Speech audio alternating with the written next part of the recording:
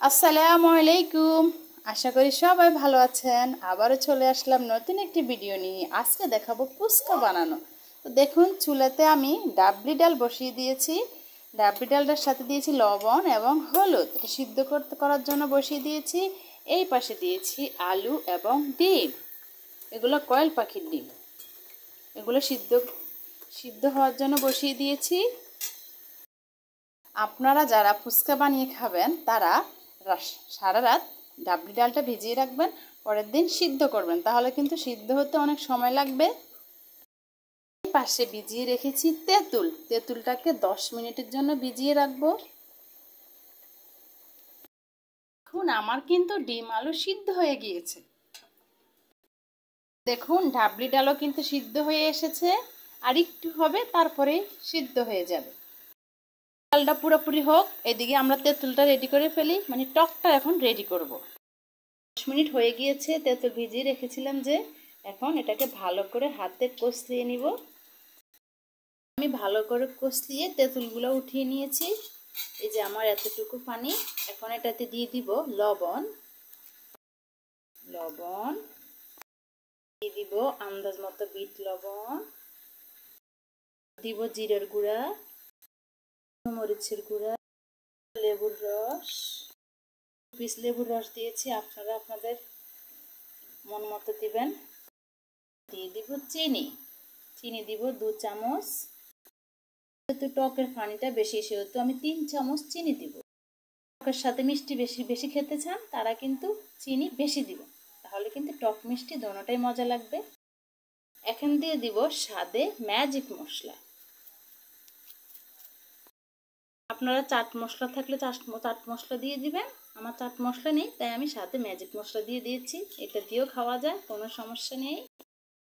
তাহলে কিন্তু আমার টকটা একদমই রেডি। আমার ডাবলি ডালটা পুরো সিদ্ধ হয়ে গিয়েছে। এখন এটাকে আমি হাতে মেখে নিব। আলু ডাবলি ডাল একসাথে মেখে নিয়েছি। এখন একটা একটা করে মশলা দিব।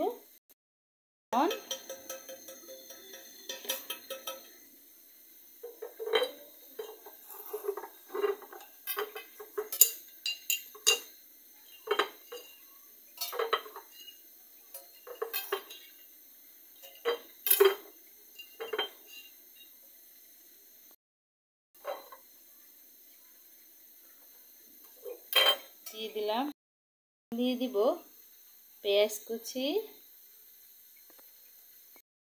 দিব টমেটো কাঁচামরিচ কুচি, দিয়ে দিব ধনেপাতা কুচি। সবগুলো একসাথে মেখে নিব। দিয়ে দিব লুডুসের মশলা। যেহেতু আমার কাছে আর ম্যাজিক মশলা নেই, সেহেতু আমি লুডুসের মশলা দিয়ে দিব। তেঁতুলের টক থেকে একটু টক দিয়ে দিব, 2 চামচ দিয়ে দিব। ফুচকার ভিতরের আলু দিয়ে ডাল দিয়ে পুরটা রেডি হয়ে গিয়েছে। এখন আমি ফুচকা ভেজে নিব।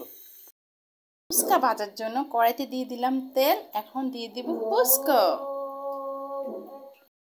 বিসমিল্লাহ করে দিয়ে দিলাম ফুচকা। এগুলো বাজারে পাওয়া যায়, বাজার থেকে নিয়ে এসেছিলাম। হয়ে গিয়েছে, এখন পরিবেশন করার পালা। তো সাথে থাকুন। যদি আপনাদের কাছে আমার এই চ্যানেলের ভিডিওগুলো ভালো লেগে থাকে, প্লিজ প্লিজ প্লিজ অবশ্যই সাবস্ক্রাইব করবেন, বেশি বেশি শেয়ার করবেন। আপনাদের একটি শেয়ারে আমার অনেক উপকার হতে পারে। প্লিজ প্লিজ প্লিজ কমেন্ট করবেন, প্লিজ প্লিজ সাবস্ক্রাইব করবেন প্লিজ। তো এইভাবে ডিমটাকে রেসে তারপর ফুচকার উপর দিয়ে দিব। দেখুন, এভাবে চামচ দিয়ে ভেঙে দিবেন, তারপরে মশলা ঢুকিয়ে দিবেন। দেখুন তো, পরিবেশন করে দিলাম ফুচকা, টক মিষ্টি ঝাল ঝাল ফুচকা।